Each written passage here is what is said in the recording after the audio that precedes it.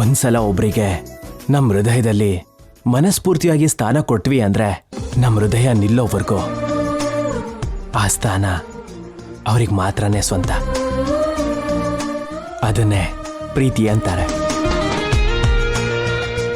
ನೀನಂದ್ರೆ ಎಷ್ಟು ಇಷ್ಟ ಅಂತ ಕೇಳಿದ್ರೆ ನಾನು ಹೇಳೋಕ್ಕಾಗಲ್ಲ, ಎಷ್ಟು ಪ್ರೀತಿ ಅಂದ್ರೆ ತೋರ್ಸಕ್ಕಾಗಲ್ಲ. ಆದ್ರೆ ಒಂದು ಮಾತ್ರ ಹೇಳ್ಬೋದು, ಪ್ರಾಣ ಇರೋವರೆಗೂ ನನ್ನ ಹೃದಯ ನಿನ್ಗೋಸ್ಕರನೇ ಬಡ್ಕೊಳ್ಳುತ್ತೆ. ಉಸಿರು ಇರೋವರೆಗೂ ನನ್ನ ಮನಸ್ಸು ನಿನ್ನೆ ನೆನೆಸ್ಕೊಳ್ತಾ ಇರತ್ತೆ. ಮನ್ಸಿಗೆ ಖುಷಿ ಆಗೋ ಮಾತು ಹೇಳಿದೆ. ಥ್ಯಾಂಕ್ಸ್ ಬಾವಾ.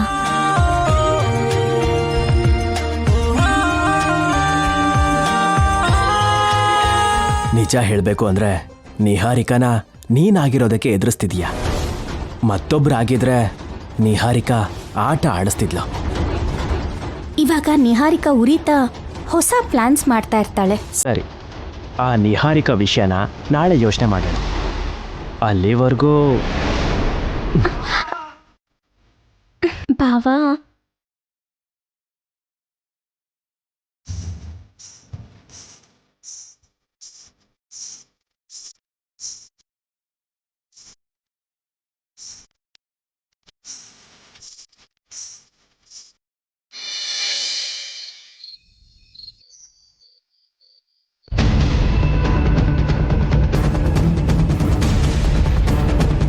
Hi darling.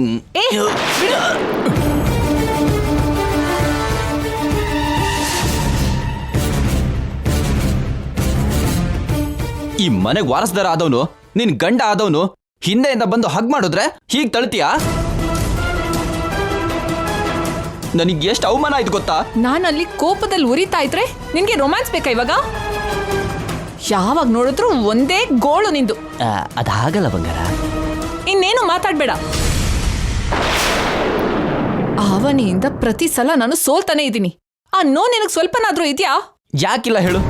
ಹಾಗಂತ ಯಾವಾಗ್ಲೂ ಅವನ ಬಗ್ಗೆನೇ ಯೋಚನೆ ಮಾಡ್ತಾ ಇದ್ರೆ ನಮ್ಮ ಪರ್ಸನಲ್ ಲೈಫ್ ಏನಾಗ್ಬೇಕು ಹೇಳು? ಒಂದು ಸ್ವಲ್ಪ ಈ ಥರ ಎಂಟರ್ಟೈನ್ಮೆಂಟ್ ಇಲ್ಲ ಅಂದ್ರೆ ಲೈಫು ಹೇಗೆ ಕಲರ್ಫುಲ್ ಆಗಿರುತ್ತೆ ಹೇಳು? ನೀನು ಟೆಂಪರರಿ ಆನಂದನ ಹುಡುಕ್ತಾ ಕೂತಿದ್ಯಾ. ನಾನು ಪರ್ಮನೆಂಟ್ ಹ್ಯಾಪಿನೆಸ್ಗೋಸ್ಕರ ಹೋರಾಡ್ತಾ ಇದ್ದೀನಿ. ಯಾವ ವಯಸ್ಸಲ್ಲಿ ಏನು ನಡಿಬೇಕೋ ಅದು ಆ ವಯಸ್ಸಲ್ಲಿ ನಡಿಲೇಬೇಕು ಬಂಗಾರ. ಜಾತ್ರೆಯಲ್ಲಿ ನಮ್ ಪ್ಲಾನ್ ಅಟ್ಟರ್ ಫ್ಲಾಪ್ ಆಯ್ತು ಅನ್ನೋ ನೋವು ನಿನ್ ಕಣ್ಣಲ್ಲಿ ಸ್ವಲ್ಪನೂ ಕಾಣಿಸ್ತಾ ಇಲ್ಲ. ಆಗ್ಲೇ ಎಲ್ಲಾನು ಮರ್ತೋಗಿದ್ಯಾ. ಅರೆ ಯಾಕೆ ಹಾಗೆ ಮಾತಾಡ್ತೀಯಾ? ನೀನ್ ಇನ್ನೇನು ಮಾತಾಡ್ಬೇಡ ಅಂತ ಹೇಳ್ದೆ ಅಲ್ವಾ?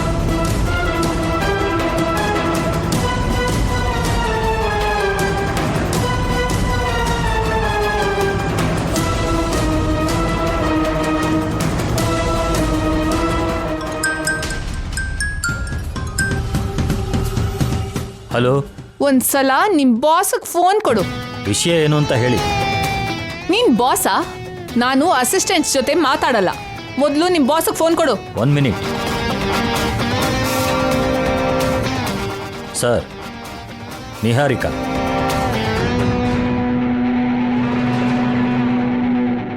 Tell me Niharika. ಏನ್ ಹೇಳುದು ನನ್ ಮಗನೇ ನಿನ್ ತಲೆ? ತಲೆ? What is the meaning of ತಲೆ? ನಿನ್ ಪಿಂಡ ಕಣೋ, ನಿನ್ ಪಿಂಡ. ಪಿಂಡಾನ? ಏಯ್ Charan. Sir, what is the meaning of ತಲೆ ಅಂಡ್ ಪಿಂಡ? ಅವಳು ಬೈತಾ ಇದ್ದಾಳೆ ಸರ್. ಅವಳೇನೋ ಕೋಪದಲ್ಲಿ ನಿಮ್ಮನ್ನು ಬೈತಾ ಇದ್ದಾಳೆ. Is it? ಎಂಥ ಒಳ್ಳೆ ಅವಕಾಶನ ಕ್ರಿಯೇಟ್ ಮಾಡಿದ್ದೆ ನಾನು. ನಿನ್ ಪ್ಲಾನ್ನ ಆಪರೇಟ್ ಮಾಡೋದಕ್ಕೆ ಎಷ್ಟೇ ರಿಸ್ಕ್ ಆದ್ರೂ ಸರಿ, ನನ್ ಗಂಡನ್ನ ಕೂಡ ನಾನ್ ನಿಮಗೆ ಒಪ್ಪಿಸ್ದೆ. ಆದ್ರೂ ನೀವೆಲ್ಲ ಸೇರಿ ಏನ್ ಏನು ಮಾಡಕ್ಕಾಗ್ಲಿಲ್ಲ. We are very sorry Niharika. ಆ ಕಾಲ ರುದ್ರನ್ನ ಯಾವ ಕಾಡಿಂದ ಕರ್ಕೊಂಡ್ ಬಂದ್ರು ಅದೇ ಕಾಡಕ್ಕೆ ಕರ್ಕೊಂಡೋಗಿ ಬಿಟ್ಬಿಡಿ. ಅವನಿಂದ ಉಪಯೋಗ ಏನೂ ಇಲ್ಲ. ಅವನಿರೋದು ದಂಡಕ್ಕೆ. ಅವನ್ ಬಿಲ್ಡಪ್ಪು, ಅನಾವಶ್ಯಕವಾಗಿ ಖರ್ಚು. ನೀವು ಕೂಡ ಗಂಟು ಮೂಟೆ ಕಟ್ಕೊಂಡು ನಿಮ್ ದೇಶಕ್ಕೆ ಓಡ್ ಹೋಗಿ. ನಿಮ್ಮ ಕೃಷ್ಣ ವಿಗ್ರಹ ಕಳ್ತನ ಮಾಡದೇ ಇರೋದಕ್ಕೆ ಕಾರಣ ಯಾರು ಗೊತ್ತಾ? ಯಾರು? ನೀವೇ. ನಾವಲ್ಲ, ಆ ಅವನಿ.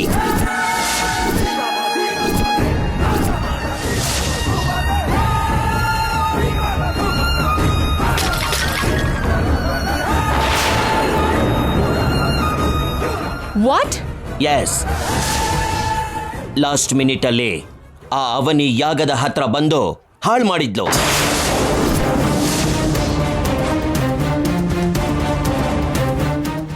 ನಿಜನಾ? ಎಸ್ ನಿಹಾರಿಕಾ, ನಾವು ಯಾರು ಅವನಿಗೆ ಗೊತ್ತಾಗದೇ ಇರೋ ಹಾಗೆ ಎಚ್ಚರ ವಹಿಸಿದ್ವಿ. ನಾವು ಅಂತ ಡೇರಿಂಗ್ ಡ್ಯಾಶಿಂಗ್ ಲೇಡಿನ ಎಲ್ಲೂ ಕೂಡ ನೋಡೇ ಇಲ್ಲ. ಕಾಲರುದ್ರ ಅವಳು ಸಾಮಾನ್ಯ ಅಲ್ಲ ಅಂತ ಹೇಳ್ದ. ಅವಳಲ್ಲಿ ಯಾವುದೋ ಶಕ್ತಿ ಇದೆ ಅಂತಾನು ಹೇಳ್ದ. ಅವನ ಕೈಯಲ್ಲಿ ಹೇಳಿರೋ ಕೆಲಸ ಮಾಡಕ್ಕಾಗ್ಲಿಲ್ಲ ಅಂತ ಇನ್ನೂ ಏನೇನೋ ಹೇಳಿದಾನೆ. ಹಾಗಾದ್ರೆ ಇನ್ನು ನಿಮ್ ಕೈಯಲ್ಲಿ ಆಗಲ್ಲ ಅಂತ ಆಯ್ತು. ನೀವಿನ್ನು ಬಿಟ್ಕೊಟ್ಟ ಹಾಗೆ ಅಲ್ವಾ? ನೋ ನಿಹಾರಿಕಾ, ಈ ಡೇವಿಡ್ ಬಗ್ಗೆ ನಿನಗೆ ಗೊತ್ತಿಲ್ಲ. ಅನ್ನಪೂರ್ಣ ವಿಗ್ರಹದ ಜೊತೆಗೇನೆ ನಾನು ನನ್ನ ಕಂಟ್ರಿಗೆ ಹೋಗ್ತೀನಿ. ಓಕೆ? ಛೀ,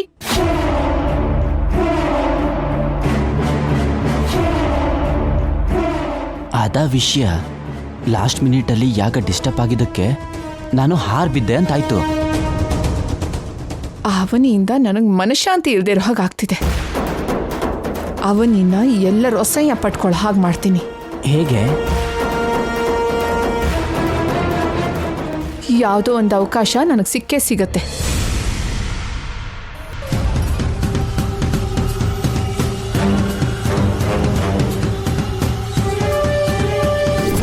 ಅದು ನೆಕ್ಲೆಸ್ ಕಳ್ತನ ಮಾಡೋದಕ್ಕೆ ಬಂದಿರೋ ಕಳ್ಳರ ಕೆಲಸ ಅಲ್ಲ ಅಂತ ಹೇಳ್ತಿದ್ದೀನಿ.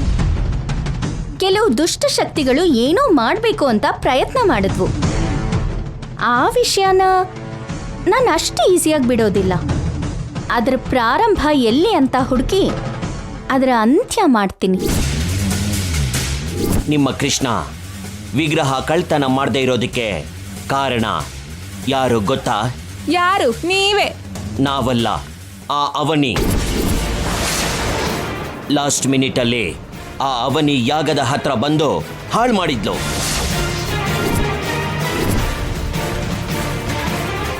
ಡಾರ್ಲಿಂಗ್, ಏನು? ನೆನ್ನೆ ಏನೋ ಹೇಳ್ದೆ, ಇವತ್ತು ಏನೋ ಮಾಡ್ತೀನಿ ಅಂತ. ಯಾವ್ದ್ರ ಬಗ್ಗೆ ಮಾತಾಡ್ತಿದ್ಯಾ? ನಿನ್ನ ಬ್ರೈನ್ ತುಂಬ ಡಿಸ್ಟರ್ಬ್ ಆಗಿದೆ ಅಲ್ವಾ? ಅದಕ್ಕೆ ಟಕ್ ಅಂತ ಮ್ಯಾಟನ್ನು ಕ್ಯಾಚ್ ಮಾಡೋಕ್ಕಾಗ್ತಿಲ್ಲ. ವಿಷಯ ಏನು ಅಂತ ಹೇಳು. ನಮ್ಮ ಶತ್ರು, ನಮ್ಮ ಪ್ರತಿಸ್ಪರ್ಧಿ, ನಮ್ಮ ವಿರೋಧ ಪಕ್ಷದವಳಾಗಿರೋ ಅವನಿನ ಎಲ್ಲರೂ ಅಸಹ್ಯ ಪಡ್ಕೊಳ್ಳೋ ಥರ ಮಾಡ್ತೀನಿ ಅಂತ ಹೇಳಿ ನೀನು ಹೇಳ್ದೆ ತಾನೆ? ಅದ್ರ ಬಗ್ಗೆನೇ ಕೇಳ್ತಾ ಇದ್ದೀನಿ.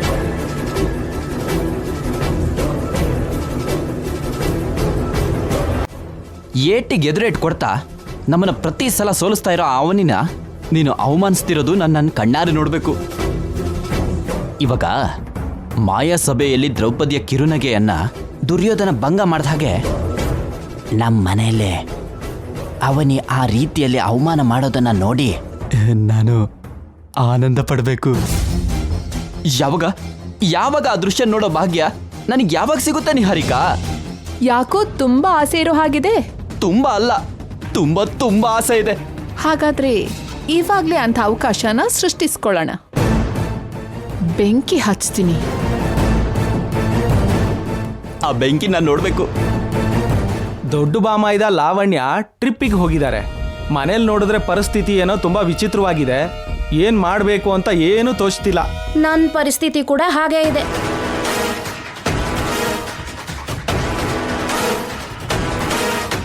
ನಿನ್ನ ಇಂಟೆಲಿಜೆಂಟ್ ಬ್ರೈನಿಗೆ ಏನು ಹೊಳಿತು ಅಂತ ನನಗೆ ಗೊತ್ತಾಯ್ತು. ನಿಮ್ಮ ಅಕ್ಕ ಭಾವನ್ಗೆ ಏನೂ ತೋಚ್ತಿಲ್ವಂತೆ. ಅವ್ರಿಗೆ ಒಂದು ಕೆಲಸ ಒಪ್ಪಿಸ್ತೀನಿ. ಅವ್ರ ಮುಖಾಂತರ ಅವನಿನ ಆಡಿಸ್ತೀನಿ. ಹಾಗಾದ್ರೆ ಏನು ಮಾಡ್ತೀಯೋ ಬೇಗ ಮಾಡು.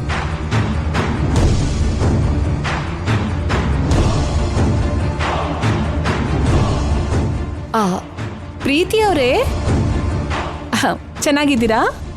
ಇವಾಗ ಸರಿಯಾಗಿ ಕೇಳಿಸ್ತಾ ಇದೆಯಾ? ಅದು ನಿಮ್ಮ ಮಗಳದ್ದು ಲವ್ ಮ್ಯಾರೇಜ್ ಅಂತ ಹೇಳಿದ್ರಿ ಅಲ್ವಾ? ಇವಾಗ ಹೇಗಿದ್ದಾಳೆ ನಿಮ್ಮ ಮಗಳು? ಮನೆಯಿಂದ ಅವಾಗ ಹೊರಗಡೆ ಹಾಕಿದ್ರಿ ಅಲ್ವಾ? ನಿಮ್ಮ ಮಗಳು ನಿಮಗೆ ಫೋನ್ ಮಾಡ್ತಾಳಾ? ಏನು ನಿಜನಾ? ಅವಳನ್ನ ಮನೆಗೆ ಕರ್ಕೊಂಡು ಬಂದ್ಬಿಟ್ರಾ? ವರ್ಕೌಟ್ ಆಯ್ತು ನಿಹಾರಿಕಾ. ಇಬ್ರು ಇಂಟ್ರೆಸ್ಟಿಂಗ್ ಆಗಿ ಕೇಳ್ತಾ ಇದ್ದಾರೆ. ಹುಡುಗ ನಿಮ್ಮ ರೇಂಜ್ಗೆ ಸರಿ ಹೋಗುವಂಥವನಲ್ಲ ಅಂತ ನಿಮ್ಮ ಮಗಳಿಗೆ ನಿಮ್ಮ ಆಸ್ತಿನಲ್ಲಿ 5 ಪೈಸಾನು ಕೊಡಲ್ಲ ಅಂತ ಹೇಳಿ ಹೊರಗಡೆ ಹಾಕಿದ್ರಿ ಅಲ್ವಾ? ಮತ್ತೆ ಇವಾಗ ಮನೆಗೆ ಹೇಗೆ ಕರ್ಕೊಂಡು ಬಂದ್ರಿ? ಹೌದಾ? ನೀವು ತುಂಬ ಆದರ್ಶದಿಂದ ಚೆನ್ನಾಗಿ ಯೋಚನೆ ಮಾಡಿದ್ದೀರಾ. ಮಗಳ ಮೇಲೆ ಪ್ರೀತಿ ಇದ್ರೆ ಈ ಥರ ಇರ್ಬೇಕು ನೋಡಿ. ಇತ್ತೀಚೆಗೆ ನಮ್ಮ ಅತ್ತಿಗೆ ಮಗಳು ಕೂಡ ನಿಮ್ಮ ಮಗಳ ಹಾಗೆ ಲವ್ ಮ್ಯಾರೇಜ್ ಮಾಡ್ಕೊಂಡಿದ್ದಕ್ಕೆ ಅವಳನ್ನ ಮನೆಯಿಂದ ಹೊರಗಡೆ ಹಾಕಿದ್ರು. ನಮ್ಮ ಮನೆ ಪದ್ಧತಿ ಹಾಗಿದೆ ಬಿಡಿ. ಹುಡುಗಿ ತಂದೆ ತಾಯಿ ಕೂಡ ಹೋದ್ರೆ ಹೋಗ್ತಾಳೆ ಅಂತ ಅವಳ ದಾರಿಲಿ ಅವಳನ್ನ ಹೋಗೋದಕ್ಕೆ ಬಿಟ್ಬಿಟ್ರು. ನಮ್ಮ ಮಗಳು ಊಟ ಮಾಡ್ತಿದ್ದಾಳೋ ಇಲ್ವೋ, ಚೆನ್ನಾಗಿದ್ದಾಳೋ ಇಲ್ವೋ, ಸಂತೋಷವಾಗಿದ್ದಾಳೋ ಇಲ್ವೋ ಅಂತ ಯಾವುದೇ ಯೋಚನೆ ಕೂಡ ಇಲ್ಲ. ಏನ್ ಮಾಡೋಕ್ಕಾಗತ್ತೆ ಬಿಡಿ, ಕಾಲ ಹಾಗೆ ಇದೆ. ಮತ್ತೆ ಎಲ್ಲರೂ ದ್ವೇಷದಿಂದ ಬದುಕ್ತಿದ್ದಾರೆ ಹೊರತು ಸಂಬಂಧಗಳ ಜೊತೆ ಬದುಕ್ತಾ ಇಲ್ಲ. ಸರಿ ಪ್ರೀತಿಯವರೇ, ಇಡ್ತೀನಿ.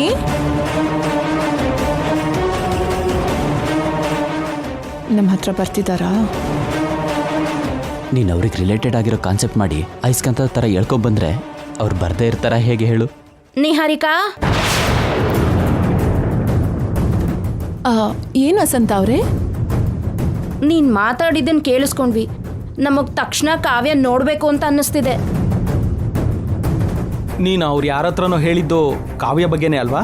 ನಮ್ಮ ಅತ್ತಿಗೆ ಮಗಳು ಅಂದ್ರೆ ಕಾವ್ಯ ಅಲ್ದೇನೆ ಇನ್ಯಾರಿದ್ದಾರೆ ಪೃಥ್ವಿರಾಜ್ ಅವರೇ? ಕಾವ್ಯ ಹೇಗಿದ್ದಾಳೋ ಏನು. ನಮ್ಮ ಮನೇಲಿದ್ದಾಗ ಬೆಳಗ್ಗೆನೆ 2 ಎಗ್ ದೋಸೆ, 2 ಬಟರ್ ದೋಸೆ, ಮಧ್ಯಾಹ್ನ 4 ಟೈಪ್ ಪಲ್ಯದ ಜೊತೆಗೆ ಇಷ್ಟು ಅನ್ನ, ರಾತ್ರಿ ಗೋಡಂಬಿ ಉಪ್ಪಿಟ್ಟು, ಅಷ್ಟೇ ಅಲ್ಲದೆ ಅರ್ಧ ಡಜನ್ ಫ್ರೂಟ್ ತಿಂತಾ ಇದ್ಲು. ಇವಾಗಲ್ಲಿ ಹೇಗಿದ್ದಾಳೋ, ಏನು ತಿಂತಿದ್ದಾಳೋ ಏನು.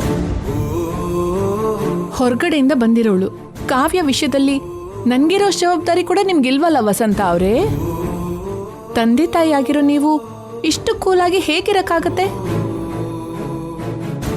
ಮಧ್ಯದಲ್ಲಿ ಆ ಅವನಿ ಇನ್ವಾಲ್ವ್ ಆಗದೆ ಇದ್ದಿದ್ರೆ ಕಾವ್ಯ ಮದ್ವೆ ಯಾರೂ ಇಲ್ದೇ ಇರೋ ಅನಾಥೆ ತರ ನಡೀತಾನೆ ಇರ್ಲಿಲ್ಲ. ನಾನೇನಾದ್ರೂ ಹೇಳಿದ್ರೆ ನಾನು ಅವನಿ ಬಗ್ಗೆ ನೆಗೆಟಿವ್ ಆಗಿ ಮಾತಾಡ್ತಾ ಇದ್ದೀನಿ ಅಂತ ನೀವು ಅನ್ಕೋತೀರಾ. ಆದ್ರೆ ನಾನ್ ಕರ್ಸಿದ್ ಲಾಯರ್ ಪ್ರಕಾಶ್ ಅಂಕಲ್ ಅವ್ರ ಮಗನ್ನ ಅವಳು ಮದ್ವೆ ಆಗಿದ್ದಿದ್ರೆ ಕಾವ್ಯನ್ ಲೈಫ್ ಎಷ್ಟೋ ಅದ್ಭುತವಾಗಿದ್ದಿರ್ತಿತ್ತು.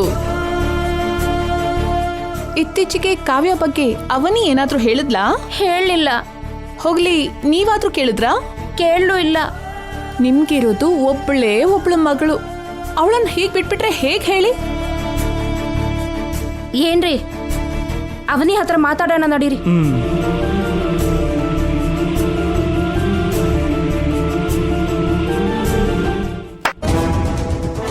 ಹನುಮಂತನ್ ಬಾಲ ಕಾಣಿಸಿದ ಬೆಂಕಿ ಲಂಕಾ ದಹನ ಮಾಡ್ತು. ಇವಾಗ ನಾನು ಇವ್ರು ಕಾಣಿಸಿರುವಂತ ಬೆಂಕಿ ಆ ಅವನಿನ ಸುಟ್ಟಾಕತ್ತೆ. ಜ್ವಾಲೆ ಹೇಗ್ ಉರಿಯತ್ತೆ ಅಂತ ನೋಡ್ತಾ ಇರು ಕೃಷ್ಣ. ನೋಡ್ತೀನಿ, ನೋಡ್ತಾ ಅವನಿ ಅಂತ್ಯನ ಆನಂದ ಪಡ್ತೀನಿ.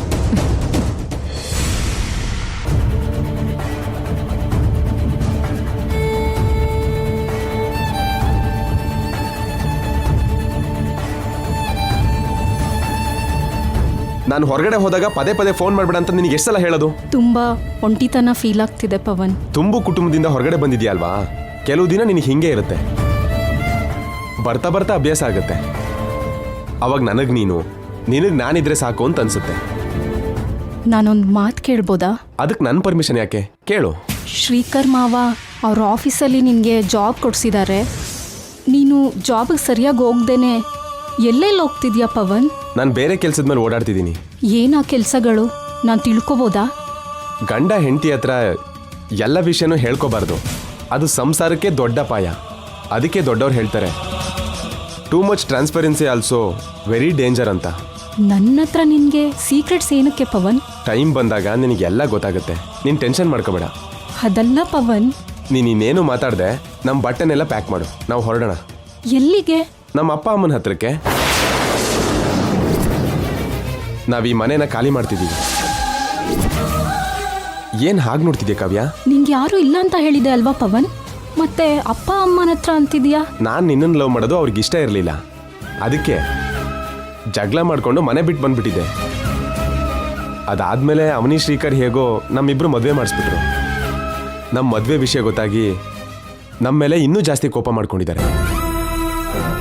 ಅಂಥ ಸಮಯದಲ್ಲಿ ಅಪ್ಪ ಅಮ್ಮನ ಬಗ್ಗೆ ನಡೆದಿರೋ ಗಲಾಟೆ ಬಗ್ಗೆ ನಿನ್ನ ಹತ್ರ ಅದನ್ನ ಹೇಳಿ ನಿನಗೆ ನೋವು ಕೊಡೋದಕ್ಕೆ ಇಷ್ಟ ಇಲ್ದೇನೆ ನಿನ್ನ ಹತ್ರ ಹೇಳಿಲ್ಲ. ಇವಾಗ ನಮ್ಮ ಅಪ್ಪ ಅಮ್ಮ ನನ್ನ ಬಗ್ಗೆ ಯೋಚನೆ ಮಾಡ್ತಿದ್ದಾರೆ ಅಂತ ನನ್ನ ಫ್ರೆಂಡ್ಸ್ ಮುಖಾಂತರ ನನಗೆ ಗೊತ್ತಾಯ್ತು. ಅದಕ್ಕೆ ನಮ್ಮ ಮನೆಗೆ ಹೋಗೋಣ ಬಾ. ಇವಾಗ ನಾವು ಹೋದ್ರೆ ನಿಮ್ಮ ಅಪ್ಪ ಅಮ್ಮ ನಮ್ಮ ಜೊತೆ ಚೆನ್ನಾಗಿರ್ತಾರ? ಹಾಗಂತ ಜೀವನ ಪೂರ್ತಿ ಪೇರೆಂಟ್ಸಿಂದ ದೂರ ಇರೋದಕ್ಕಾಗಲ್ಲ ಅಲ್ವಾ. ಮೊದಲು ನಿನ್ನ ಬಟ್ಟೆ ಪ್ಯಾಕ್ ಮಾಡು. ಪರಿಸ್ಥಿತಿಗಳು ತಾನಾಗೆ ನಿಧಾನಕ್ಕೆ ಸರಿ ಹೋಗುತ್ತೆ. ಈ ವಿಷಯನ ಅವನಿ ಅತ್ತೆಗೆ ಶ್ರೀಕರ್ ಮಾವನ್ಗೆ ಹೇಳೋಣ ಪವನ್. ನೋಡು ಕಾವ್ಯ, ಇದು ನಮ್ಮ ಪರ್ಸ್ನಲ್ ಲೈಫ್. ಪ್ರತಿಯೊಂದನ್ನು ಹೇಳಬೇಕು ಅನ್ನೋ ಅಗತ್ಯ ಇಲ್ಲ. ಹಾಗಂತೀಯಲ್ಲ ಪವನ್, ನಮಗೆ ಲೈಫ್ ಕೊಟ್ಟಿದ್ದು ಅವರೇ ಅಲ್ವಾ? ಸೊ ಅವ್ರಿಗೆಲ್ಲನೂ ಹೇಳಬೇಕಾ? ಯಾಕೆ ಹೀಗೆ ಮಾತಾಡ್ತಿದ್ಯಾ? ಲೇಟ್ ಆಗ್ತಿದೆ ಕಾವ್ಯ, ಮೊದಲು ನಾನು ಹೇಳಿದ ಕೆಲಸ ಮಾಡು.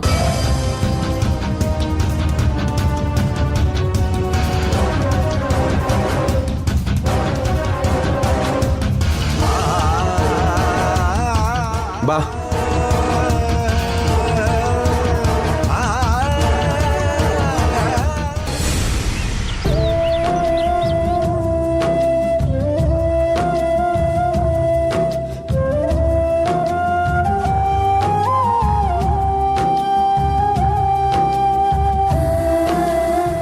ಅವನಿ,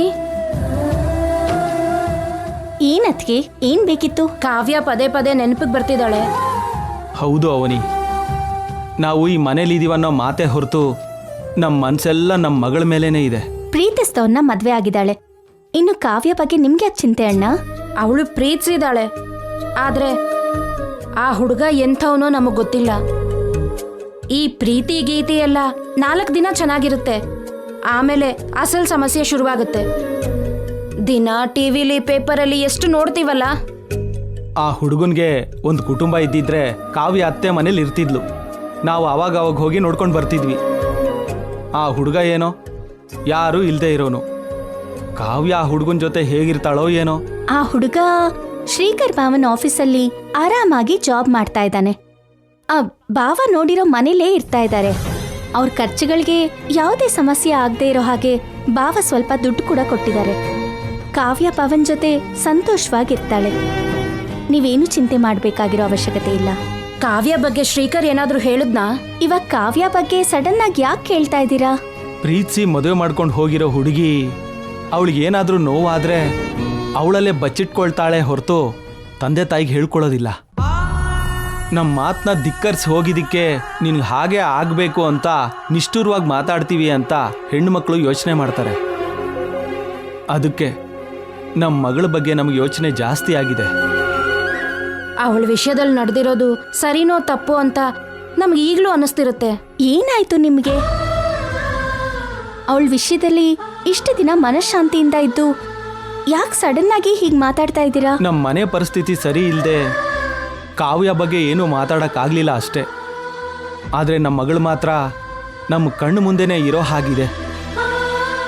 ಅಮ್ಮ ಅಪ್ಪ ಏನೋ ಅವಳಿಗೆ ಹಣದ ಸಹಾಯ ಮಾಡೋದಕ್ಕೆ ನಿರಾಕರಿಸಿದ್ರು.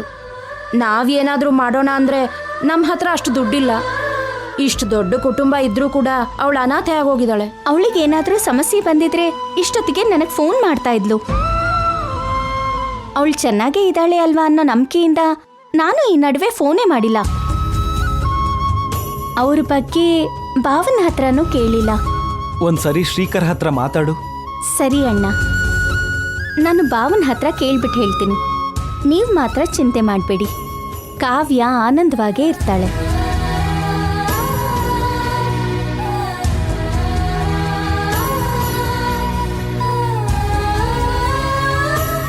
ಪವನ್ಗೆ ಪೇರೆಂಟ್ಸ್ ಇಲ್ಲ. ಇರೋದು ಅವರಿಬ್ಬರೇ ಆಗಿರೋದ್ರಿಂದ ಇಬ್ರು ಅನ್ಯೋನ್ಯವಾಗೇ ಇರ್ತಾರೆ. ಅತ್ತೆ ಮಾವ ಇದ್ದು ಅವ್ರ ಮದುವೆಗೆ ಅಡ್ಡಿ ಮಾಡಿದ್ರೆ ಏನಾದರೂ ಸಮಸ್ಯೆ ಬರ್ತಾ ಇತ್ತು. ಇವಾಗಂತೂ ಅವರಿಗೆ ಯಾವ ಸಮಸ್ಯೆನೂ ಇಲ್ಲ.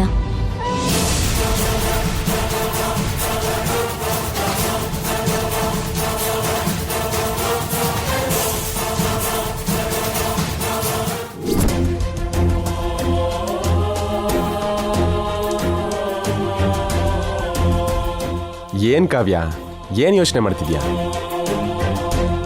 ಅವನಿ ಅತ್ತೆ ಇಲ್ಲ ಅಂದಿದ್ರೆ ನಮ್ಮ ಮದುವೆ ನಡೀತಾನೆ ಇರಲಿಲ್ಲ. ನಾವೀಗ ಒಟ್ಟಿಗೆ ಇರಕ್ಕೂ ಆಗ್ತಿರ್ಲಿಲ್ಲ.